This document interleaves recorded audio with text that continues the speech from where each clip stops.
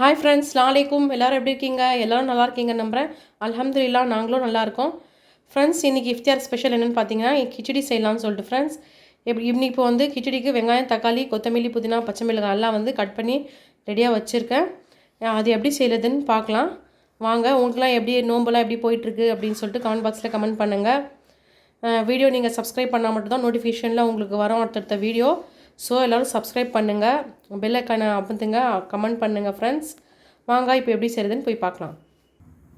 Friends, பார்த்திங்கன்னா நான் வந்து எண்ணெயை போட்டேன். எண்ணெய் வந்து சூடாகிட்டுருக்கு. எண்ணெய் சூடாகட்டும். ஃப்ரெண்ட்ஸ், எண்ணெய் வந்து சூடாயிடுச்சு. இப்போ வந்து பட்டை லவங்க ஏலக்காய் எடுத்து வச்சுருக்கேன். பட்டை லவங்க போட்டுக்கலாம். அதுக்கப்புறம் பார்த்திங்கன்னா வெங்காயம், தக்காளி கட் பண்ணி வச்சுருக்கேன் பார்த்திங்களா, அதில் வெங்காயம் போட்டுக்கலாம்.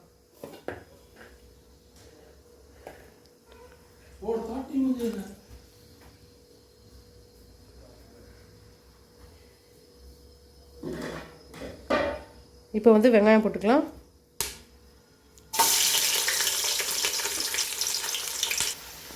வெங்காயம் வந்து நல்லா வதக்கிக்கலாம் ஃப்ரெண்ட்ஸ்.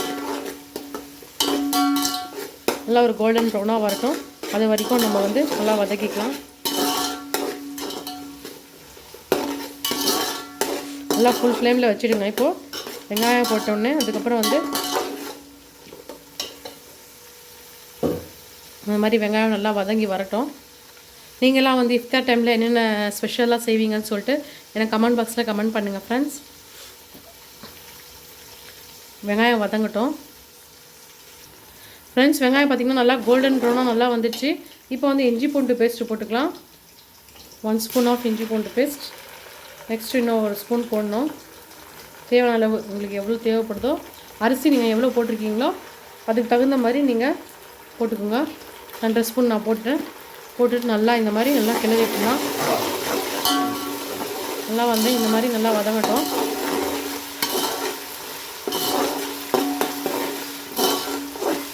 நான் வந்து ஃப்ரெஷ்ஷாக எப்பவுமே ஃப்ரெஷ்ஷாக அரைச்சி தான் நான் போடுவேன் ஃப்ரெண்ட். கிச்சடிக்காய் இருக்கட்டும், பிரியாணிக்காய் இருக்கட்டும், அது ஃப்ரெஷ்ஷாக தான் வந்து நான் போடுவேன். அப்போ தான் அந்த வாசனை வந்து அந்த இஞ்சி பூண்டோட பேஸ்ட் வாசனை ஃப்ரெஷ்ஷாக போட்டிங்கன்னா சூப்பராக இருக்கும். ஸோ அதனால் இஞ்சி பூண்டு பேஸ்ட்டு, அதுக்கப்புறம் அப்புறம் தக்காளி கட் பண்ணி வச்சுருக்கேன். தக்காளி போட்டுக்கலாம். தக்காளி சும்மா 2 தக்காளி வந்து கட் பண்ணி போட்டுக்கிட்டேன்.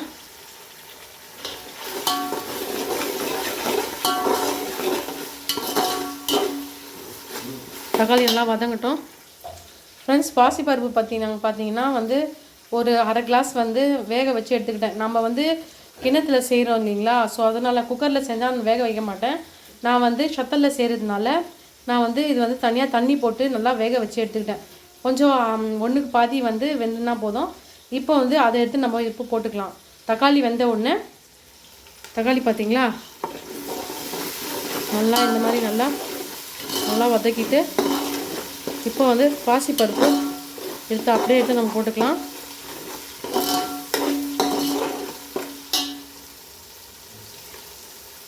பார்த்திங்கன்னா அப்படியே எடுத்து ஊற்றிக்க வேண்டியது தான். போட்டு நல்லா கிளறி விட்டுடலாம். வந்து கொத்தமல்லி, புதினா, பச்சை மிளகாய் போட்டுக்கலாம்.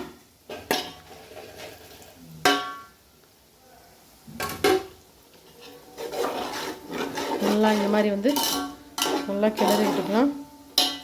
இப்போது இதுக்கு வந்து மஞ்சத்தூள் போட்டுக்கலாம். தேவையான அளவு மஞ்சத்தூள். கிச்சடிக்கு வந்து மஞ்சத்தூள் மெயின். ஸோ அதனால் மஞ்சத்தூள் போட்டுக்கலாம். ஒரு 2 ஸ்பூன் போட்டுக்கிட்டேன். நல்லா போட்டு நல்லா கிளறி விட்டுலாம். இப்போ வந்து இதுக்கு தேவையான தண்ணி ஊற்ற போகிறோம்.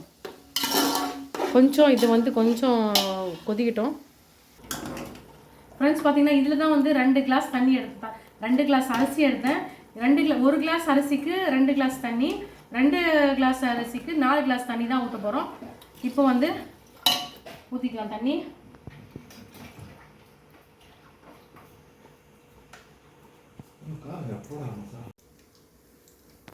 ஃப்ரெண்ட்ஸ், பார்த்தீங்கன்னா அந்த கிளாஸில் வந்து 4 கிளாஸ் தண்ணி ஊற்றிட்டேன்.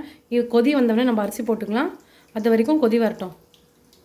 ஃப்ரெண்ட்ஸ், பார்த்தீங்கன்னா நல்லா வந்து கொதிக்குது. இப்போ வந்து அரிசி எடுத்து போட்டுக்கலாம் ஃப்ரெண்ட்ஸ். இந்த மாதிரி அரிசி எடுத்து